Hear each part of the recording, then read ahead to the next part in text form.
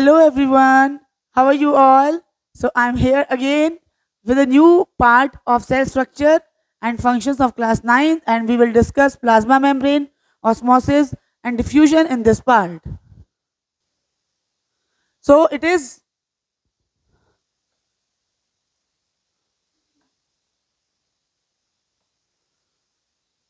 fundamental unit of life. We will discuss part 5 और इस part 5 में हम क्या पढ़ेंगे? Plasma membrane, diffusion and osmosis. ठीक है बच्चों, plasma membrane, diffusion and osmosis, ये तीन चीजें हम जो हैं इस वाले सेक्शन में डिस्कस करेंगे. Plasma membrane, diffusion and osmosis. What is the structural organisation of the cell? Cell की स्ट्रक्चरल ऑर्गेनाइजेशन क्या है, मतलब कि सेल स्ट्रक्चर वाइज किन किन चीजों से बना हुआ है. तो बेसिकली हमारे पास तीन चीजें जो हैं वो most important. First is cell membrane, और आप इसको क्या बोल सकते हो? प्लाज्मा मेम्ब्रेन भी आप इसको कह सकते हो. सेल मेम्ब्रेन क्या होती है? ये आउटर कवरिंग, ये ध्यान से देखेंगे यहाँ जहां पे मैं पेन से ड्रॉ कर रही हूँ, दिस इज सेल मेम्ब्रेन, जो आउटर कवरिंग है सेल की, दिस इज सेल मेम्ब्रेन. ठीक है. उसके बाद नेक्स्ट जो होता है that is nucleus. Nucleus basically जो है वो कंट्रोल सेंटर होता है किसी भी सेल का. ये सेंटर में जो चीज है ये वाली, दिस इज न्यूक्लियस, और ये कंट्रोल सेंटर कहलाता है किसी भी सेल का. कंट्रोल सेंटर क्यों बोलते हैं इसको? क्योंकि जितनी भी एक्टिविटीज जो सेल के अंदर हो रही हैं, ठीक है, वो यहीं से कंट्रोल होके जाएंगी. उसके बाद है हमारे पास तीसरा जो इंपॉर्टेंट पार्ट होता है दैट इज साइटोप्लाज्म. साइटोप्लाज्म क्या है कि न्यूक्लियस और सेल मेम्ब्रेन के बीच में जो डेंस विस्कस फ्लूइड है उसको हम बोलेंगे प्लाज्मा मेम्ब्रेन, साइटोप्लाज्म, उसको हम बोलेंगे साइटोप्लाज्म.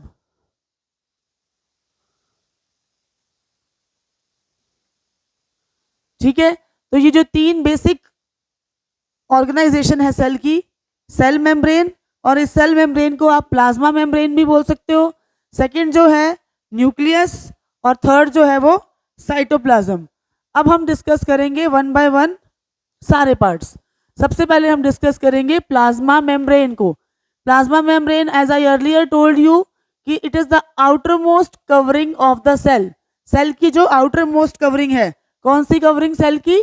ये आउटर मोस्ट जो मैंने यहाँ पे आपको ड्रॉ करके दिखाई थी, this is the outermost covering of the cell and this is called plasma membrane.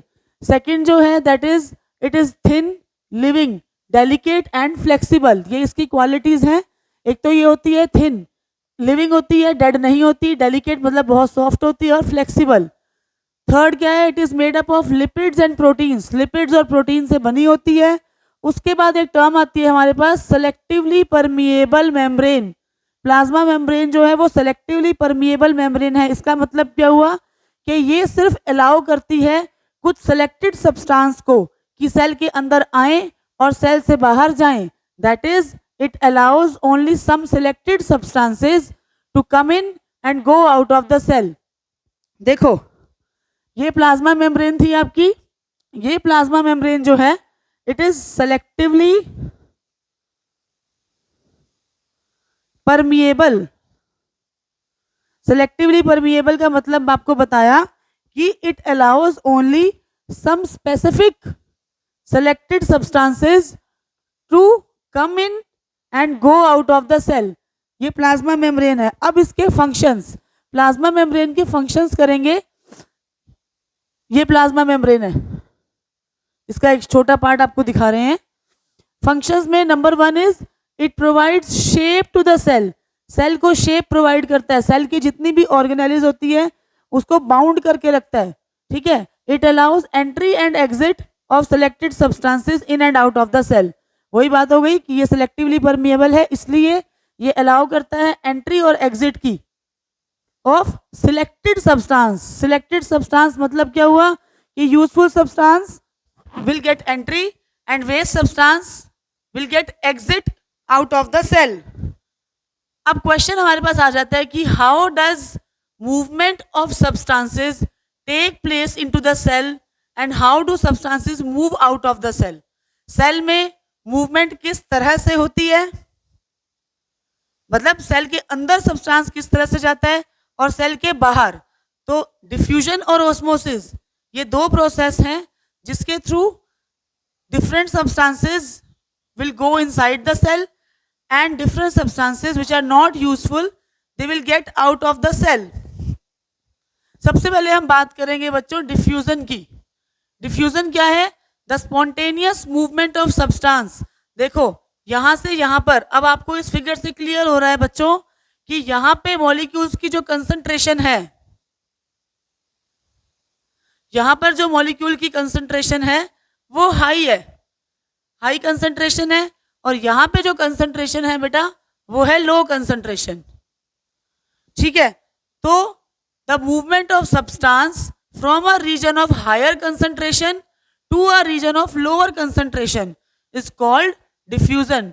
मतलब जिस रीजन में कंसंट्रेशन ज्यादा होगी उस रीजन से दूसरे रीजन में मूवमेंट होना सब्सटेंसेस का. कौन से रीजन में? जहां पर कंसंट्रेशन कम है, दैट इज कॉल्ड डिफ्यूजन. अब हम बात करते हैं बच्चों ऑस्मोसिस की. ऑस्मोसिस, ऑस्मोसिस क्या है तो ये डिफ्यूजन ही, बट यहाँ पे क्या होता है कि हम बात करते हैं हमेशा लिक्विड की. अगर ये मूवमेंट लिक्विड के केस में हो रही है तो उसको हम बोल देंगे osmosis. The movement of water molecules from the region of higher concentration. अब यहाँ आप देखो यहाँ कंसंट्रेशन हाई है, ठीक है ना, और यहाँ कंसंट्रेशन लो है. तो the movement of water molecules from the region of higher concentration to a region of lower concentration through a semi permeable membrane. ये एक मेम्ब्रेन है, इस मेम्ब्रेन के थ्रू, दैट इज कॉल्ड ऑस्मोसिस. इसका एक सिंपल सा एग्जांपल आपको देंगे हम. जैसे मान लो ये एक बाउल है, ठीक है, इसके अंदर हमने वाटर फिल कर दिया. ठीक है, वाटर फिल करने के बाद हमने क्या किया, इसके अंदर कुछ रेजिन्स डाल दिए. रेजिन्स समझ रहे हो आप, किशमिश. तो कुछ टाइम बाद आप ऑब्जर्व करोगे कि वो जो किशमिश है वो फूल जाते हैं, स्वेल हो जाते हैं. वो क्यों स्वेल होते हैं? क्योंकि जो अब हमारे पास यहाँ पे दो मीडियम है, फर्स्ट मीडियम इज वाटर और second medium is resin. Resin में वाटर कंसंट्रेशन कम है, ठीक है, और बाहर वाटर कंसंट्रेशन ज्यादा है. तो इसका मतलब ऑस्मोसिस क्या कहती है कि movement of water molecules from higher concentration to lower concentration. अब यहाँ पे हायर कंसंट्रेशन 1 है और लोअर कंसंट्रेशन 2 है, तो 1 से 2 में अगर वाटर की मूवमेंट होगी तो इसका क्या मतलब कि जो रेजिन्स हैं दे विल स्वेल, वो किशमिश जो है वो फूल जाएंगे. उसके बाद हमारे पास आ जाता है पार्ट 6, और पार्ट 6 में हम लोग करेंगे hypotonic, hypertonic and isotonic solution. ये 3 तरह के सॉल्यूशंस मैं आपको बताऊंगी, hypotonic, hypertonic and isotonic solutions. Question उससे पहले पढ़ेंगे कि what will happen if we put an animal cell और a plant cell into water. क्या होगा अगर हम किसी एनिमल सेल या प्लांट सेल को पानी में डाल दें या फिर solution of sugar and salt in water.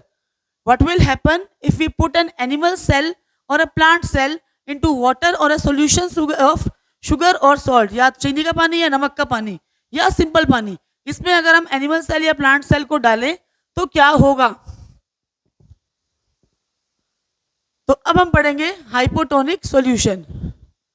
If the medium surrounding the cell has higher water concentration. ठीक है, अब हमने बोला कि ये मान लो आप पानी है, ये सारा पानी है, ठीक है, इसके अंदर हमने सेल को डाल दिया, ये आपका सेल है, ठीक है. तो अब वो कह रहा है कि if the medium surrounding the cell, cell के चारों तरफ का medium, medium surrounding the cell has higher water concentration. अगर उसमें वाटर कंसंट्रेशन ज्यादा होगी तो ऑस्मोसिस क्या बोलता है कि पानी जो है वो इसके अंदर जाएगा from higher concentration to lower.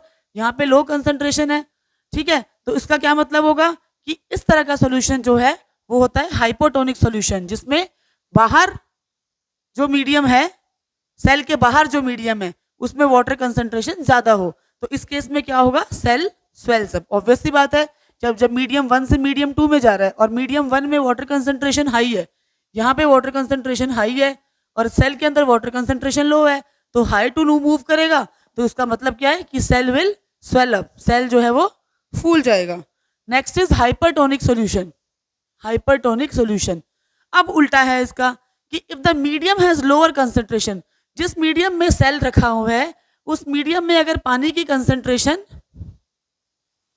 कम है, if the medium has lower concentration of water, तो क्या होगा अगेन, पर इसमें उल्टा होगा कि अब सेल से पानी यहाँ पे आएगा, तो इसका मतलब cell will shrink, the cell will lose water by osmosis, cell water lose करेगा, और such type of solution is called hypertonic solution, जिसमें मीडियम में जिस मीडियम में आपका सेल पड़ा है वहां पे वाटर कंसंट्रेशन कम है, तो सेकंड से 1 में पानी आएगा तो सेल जो है इट विल श्रिंक, ये सिकुड़ जाएगा।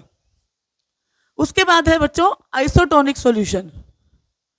If the medium has exactly the same water concentration, अगर इस सेल में भी और इस मीडियम में पानी की कंसंट्रेशन सेम है, मतलब मीडियम 1 हम ये लिख सकते हैं, medium 1 is equal to medium 2, same water concentration, तो क्या होगा, there will be no net movement of water across the cell membrane, तो कोई पानी का मूवमेंट ही नहीं होगा, तो इस तरह के सॉल्यूशन को हम बोलते हैं आइसोटोनिक।